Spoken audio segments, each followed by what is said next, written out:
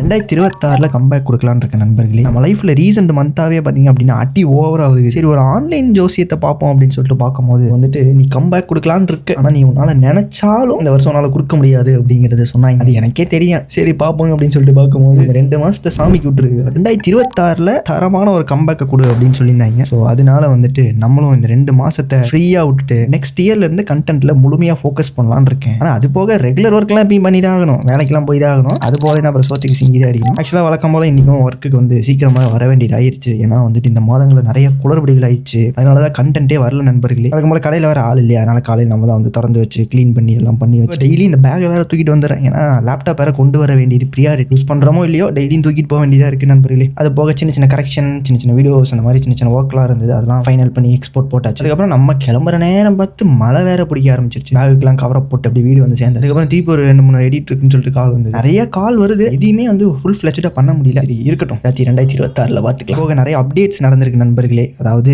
Software வைஸும் சரி, hardware வைஸும் சரி, எனக்குள்ளேயும் சரி நிறைய அப்டேட்ஸ் பண்ணியிருக்கேன். ஸோ இது எல்லாத்தையுமே வந்துட்டு அடுத்த ரீலில் வந்துட்டு உங்களுக்கு நான் ஃபுல் எக்ஸ்பிளைன். நீங்கள் யாராவது இந்த மாதிரி 2026 தான் உங்கள் கம்பேக்கை கொடுக்கணும்னு சொல்லிட்டு பிளான் பண்ணி வச்சிருந்தீங்கன்னா கமெண்ட்ஸில் சொல்லுங்கள். அப்புறம் பார்க்கலாம்.